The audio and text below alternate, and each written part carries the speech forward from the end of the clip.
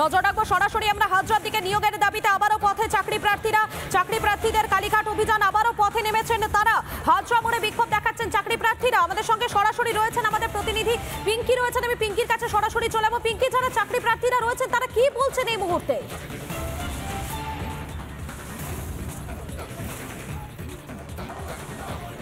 দেখো, আবারও কালীঘাট অভিযান, এবং তুমি জানো যে আজকের ঠিক আজকের দিনে আজকে জমায়েত করেছেন তারা চাকরি প্রার্থীরা, অর্থাৎ কর্মশিক্ষা এবং শারীরিক শিক্ষার এসএসসির যারা চাকরি প্রার্থী রয়েছেন তারা হাজরায় জমায়েত করেছেন এবং হাজরার মোড় থেকে তারা স্লোগান তুলছেন।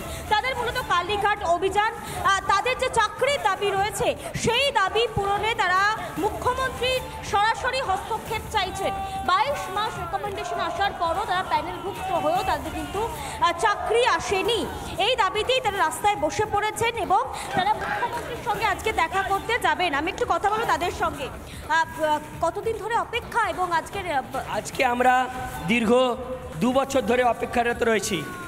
আমাদের স্কুল প্রত্যেকটা ক্যান্ডিডেটের পিছনে একটা করে স্কুল রয়ে গেছে, রেকমেন্ডেশন পেয়ে গেছি, কিন্তু মিথ্যা মামলার জারে আজকে আমরা দীর্ঘদিন 22 মাস ধরে বসে রয়েছি।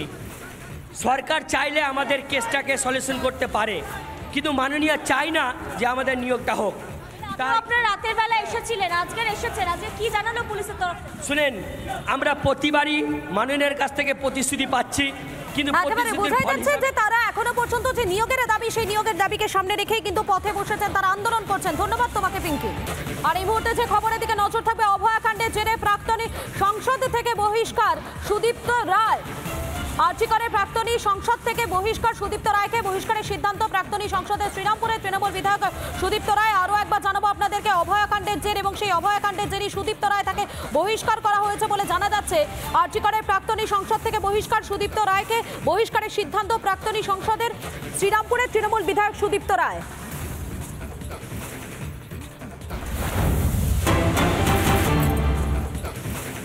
ভাতারের বিধায়ক মানগোবিন্দ অধিকারী, তার মন্তব্যকে কেন্দ্র করে রীতিমতো বিতর্ক শুরু হয়েছে। কি বলেছেন তিনি একবার শোনাই আপনাদের।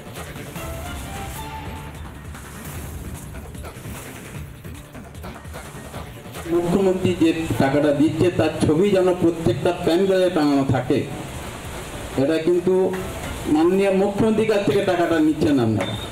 এটা সরকারের টাকা, মুখ্যমন্ত্রী সরকারের লোক, সে পার্টি হতে পারে, কিন্তু অনেকে টাকা নিচ্ছেন কিন্তু মুখ্যমন্ত্রী ছবি টাঙাচ্ছেন না। এটা কিন্তু খুব বাজে জিনিস। তাহলে আমরা টাকাটা নেবেন না। যারা মুখ্যমন্ত্রী ছবি টাঙাতে তাদের অসুবিধা, তারা টাকাটা না নেয় ভালো, কারণ অনেক ক্লাব তো নিচ্ছে না। সেরকম আপনারা যদি মনে করেন যে মুখ্যমন্ত্রী ছবি টাঙানো যাবে না, তাহলে আমরা টাকাটা নেবেন না। এটা আমার অনুরোধ আপনাদের কাছে। পুজো মণ্ডপে মুখ্যমন্ত্রীর ছবি টাঙানোর নিদান অনুদান পাওয়া ক্লাবগুলোকে নিদান বিধায়কের, ভাতারের বিধায়ক মানগোবিন্দ অধিকারী, তার এই মন্তব্যে রীতিমতো বিতর্ক শুরু হয়েছে।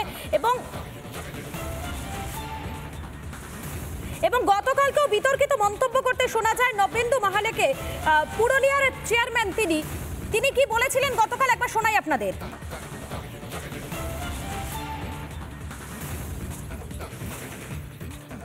আমার একটাই কথা, একটাই বক্তব্য, এই সরকারের আপনি নুন খাচ্ছেন, এই সরকারের গুণ গাইতে হবে।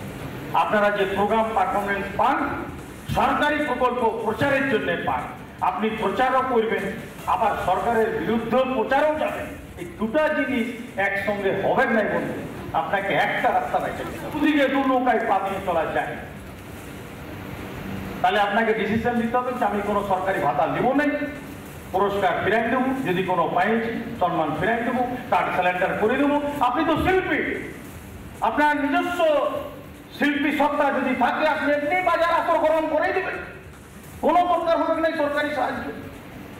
আপনি তো শিল্পী, আপনার যদি বাজারে ক্রেজ থাকে এমনি লোক ডাকবে যে না ওই শিল্পীটারে গান করাবো, ওই শিল্পীটারে আমরা সব করবো। সরকারি সাহায্য দরকারই হবে।